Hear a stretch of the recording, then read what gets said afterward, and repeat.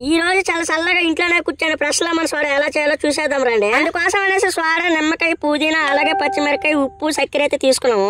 Mixie గిన్నె తీసుకుని కొద్దిగా చక్కెర అలాగే కొద్దిగా సాల్ట్ అయితే వేసుకున్నాము. దాని తర్వాత 2 నిమ్మకాయలు అయితే పిండేసుకున్నాము. కొంచెం ఘాటుగా ఉండేదానికి 2 పచ్చిమిరకాయలు అలాగే చాలా చల్లగా ఉండేదానికి కొన్ని కాయసి గడ్డలు అయితే వేసుకున్నాము. మేము తెచ్చుకున్న సోడాని కింద పైన ఊపేసి దాంట్లో అయితే కొద్దిగా అయితే పోయేసాను. నేను తీసుకుని మిక్సీ అయితే పట్టించేద్దాం. మిక్సీ పట్టించిన తర్వాత చూడండి ఎలా ఉన్నదో. మిక్సీ పట్టించిన దీన్ని కొద్దిగా గ్లాసులు అయితే పోసేసుకున్నాము. ఫ్లేవర్ కోసం 2-3 ఆకులు తుంచుకొని అయితే అందులో వేసుకున్నాము. ఆ తర్వాత మళ్ళా సోడా పోసుకుని దీన్ని బాగా కలిసేంత వరకు అయితే మళ్ళా కలిపెట్టుకున్నాము. మనం తయారు చేసుకున్న చాలా చల్లన ఫ్రెష్ లెమన్ సోడా ఎలా ఉందో ఇప్పుడు టేస్ట్ చేసి చెప్తాను.